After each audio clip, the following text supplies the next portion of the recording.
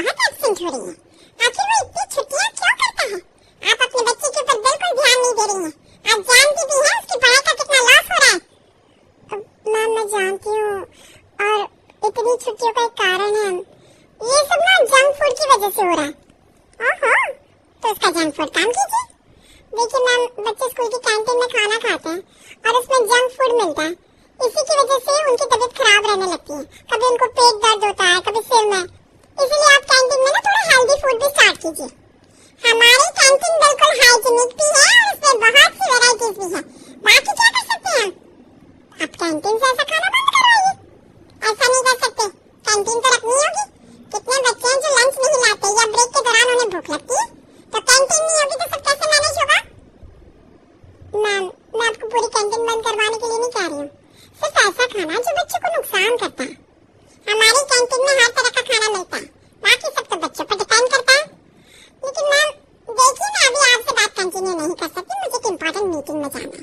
लेकिन आप प्लीज अपने बच्चों पर ध्यान दीजिए, इस तरह छुट्टी मत होने दीजिए, वरना उसकी पढ़ाई का बहुत लॉस होगा। पायल प्रिंसिपल से बात करने के बाद गुस्से में स्कूल से बाहर आती है। सीरियस बात तो आजकल कोई सुनना ही नहीं चाहता। वो गुस्से में घर आती है। क्या रहा स्कूल में? उन्होंने बात समझी?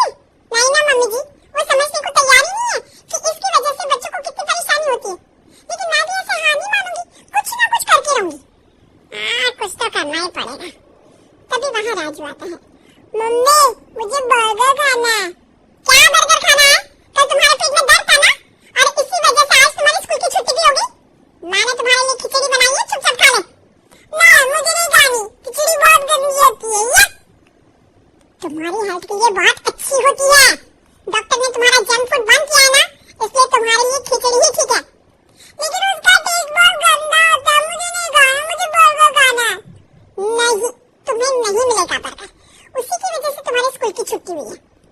हाँ, क्यों हो गई मेरी छुट्टी? स्कूल जाता तो कम से कम वहाँ बर्गर खाने को तो मिलता। इतना कहकर राजू वहाँ से भाग जाता है। अरे जरा इसके तेवर तो देखो मम्मी जी। आजकल के सारे बच्चे ऐसे ही हैं। शाम को पायल सब्जी लेने जाती है। सब्जी लेने के बाद आज सुमन नहीं आई। चलो उसके घर जाकर बात करती हूँ। पायल सुमन के घर जाती है। सुमन, अरे पायल, आओ आओ, बड़े दिनों बाद दर्शन दिए तुमने। मैंने सोचा मिल लो तुझसे। सही किया, मैं भी तुमको तो दिखा रही थी। कहाँ थी तू? सुबह? अरे कुछ नहीं, वो प्रिंसिपल मैम ने बुलाया था।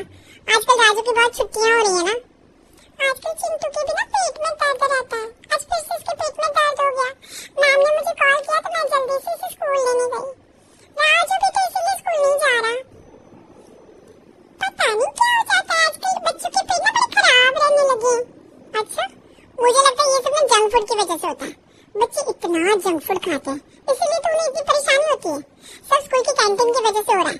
स्कूल में बिल्कुल भी हेल्दी खाना नहीं मिलता, इसकी वजह से बच्चों की आदत भी बिगड़ गई है। और एक बार खाने लग जाते हैं ना तो इन्हें इतनी आदत हो जाती है कि हर बार खाने की जिद करते हैं और हमारी बात भी नहीं मानते, फिर इन्हें परेशानी होती है। हाँ, मैं इसी बारे में प्रिंसिपल मैम से बात कर रही थी कि स्कूल में जो कैंटीन है वहाँ पर बहुत ज्यादा जंक फूड मिलता है। बिल्कुल सही कहा। फिर मैम ने कुछ बोला, एक्शन लेंगे कि नहीं? अरे कहाँ कुछ बोलती, इस बारे में उन्होंने ज्यादा ध्यान ही नहीं दिया।